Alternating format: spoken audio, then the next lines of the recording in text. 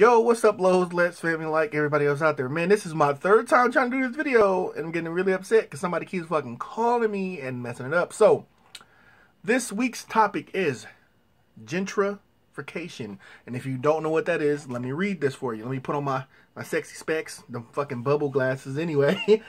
Gentrification, the process of renovating and improving a house or a district so that it conforms to middle class taste, or the process of making a person or activity more refined or polite. We're gonna go with the first one. So the bad part of gentrification,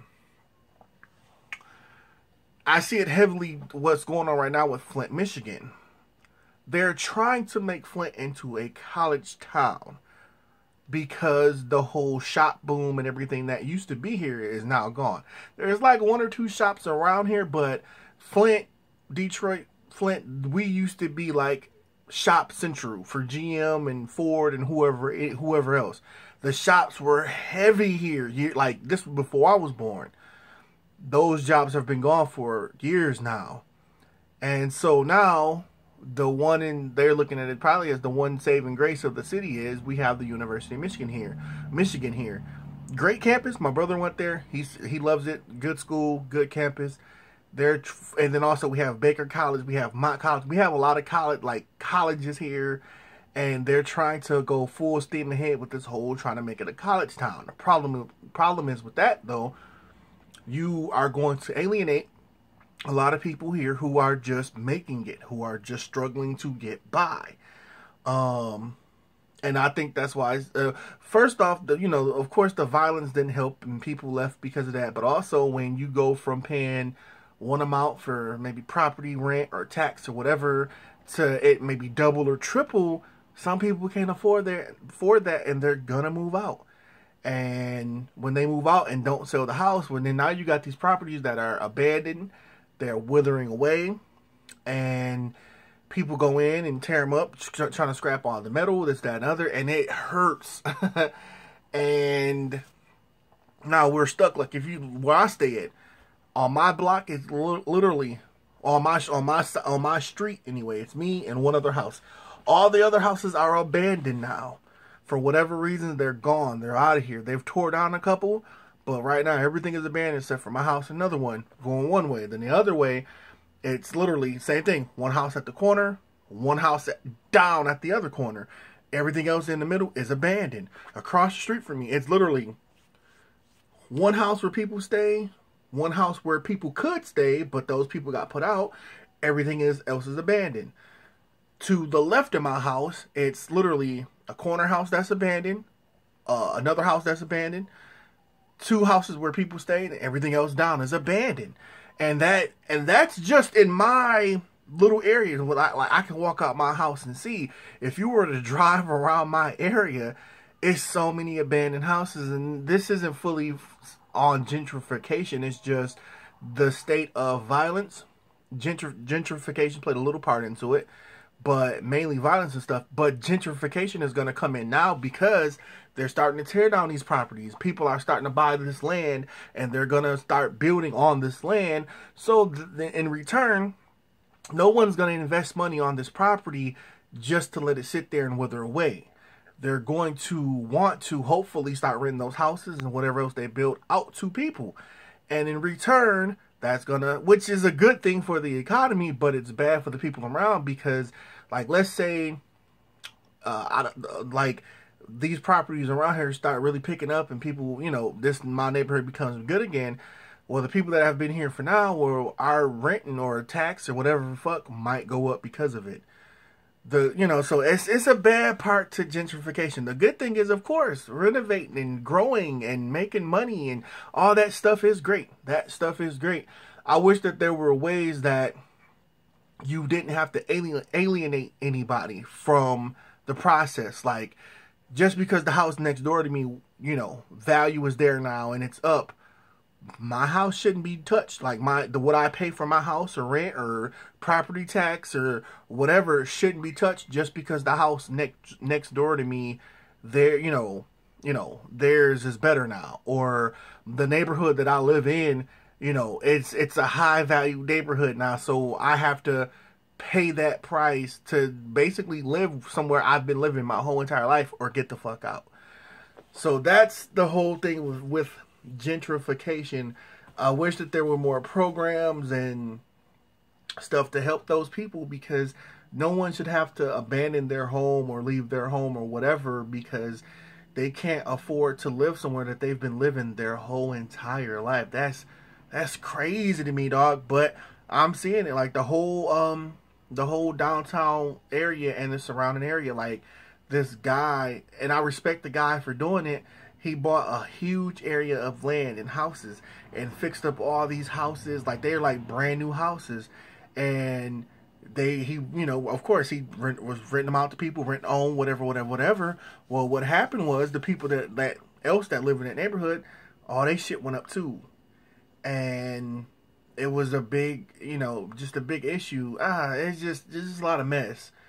And I just wish there were ways that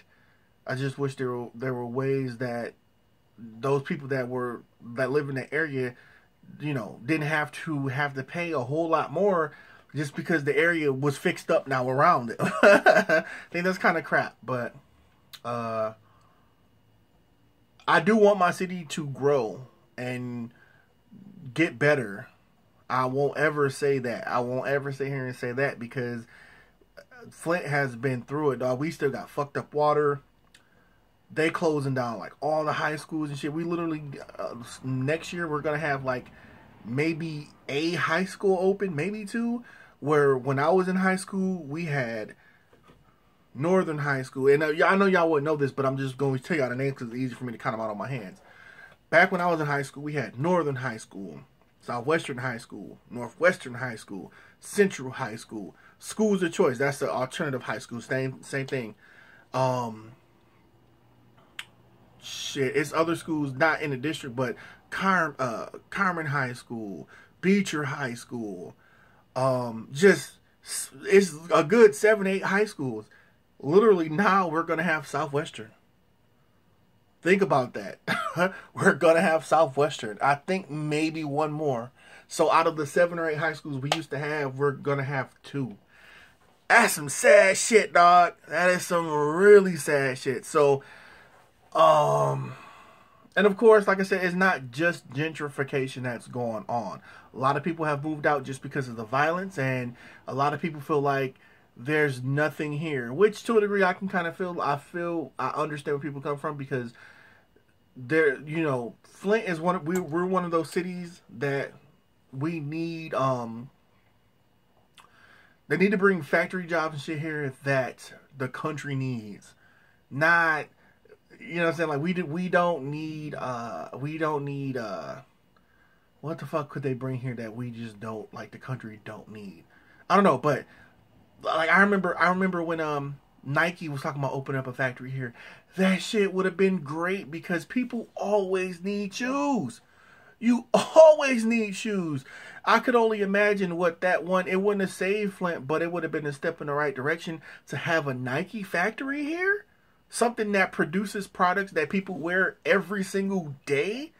That would have been fantastic. If we had something like that here, a Nike factory, and maybe another clothing factory, some type of computer, one of the places that put computers and stuff together on a mass level, or just it's so many things that like they could put here.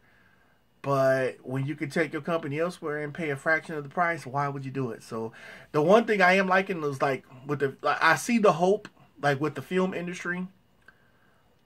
Detroit lets people film down there for free, and I can't remember exactly how they make money off of it, but somehow it helps their economy.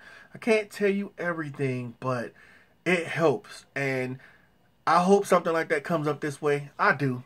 I really do. I don't want to see my town dying, dog, because I was born and raised here. I'm probably going to be here till I die. I ain't going to say that. I might get out one day and adventure. But just right now, dog, it's a lot of people here still that I care about. I want to see be better, be in a better place. And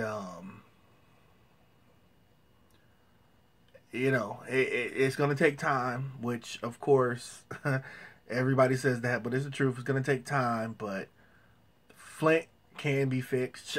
Chicago, Detroit, these cities they can be fixed with the right people.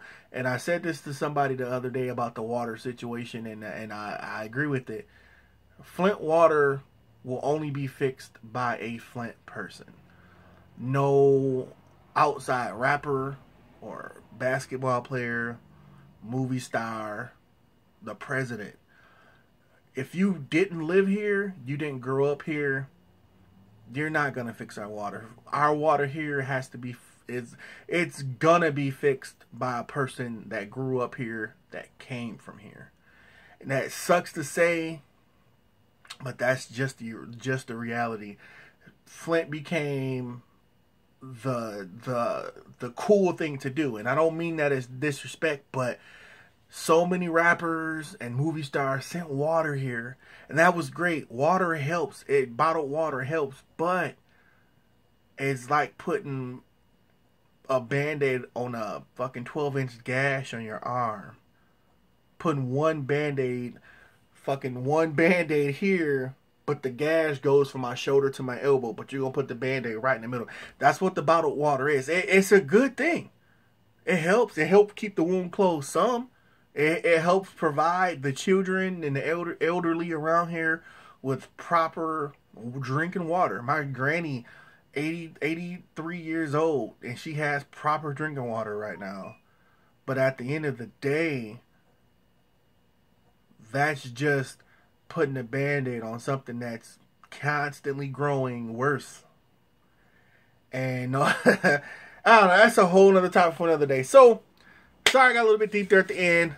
This is just my thoughts on this week's topic. I can go on and on about the water situation here and gentrification. But anyway, shouts out to everybody, Juggalo Day. Shouts out to everybody at Carnival Spirits, man.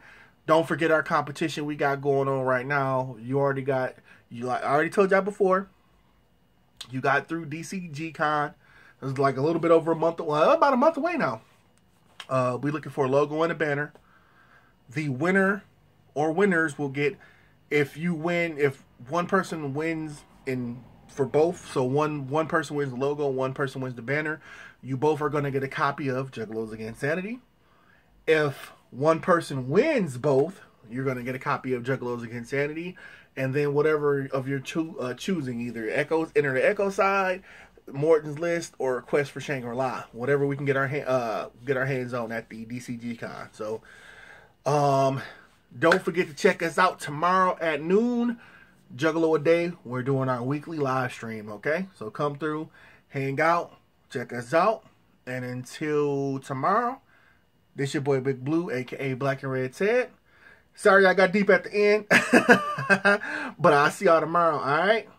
Peace out, y'all. Peace out, y'all.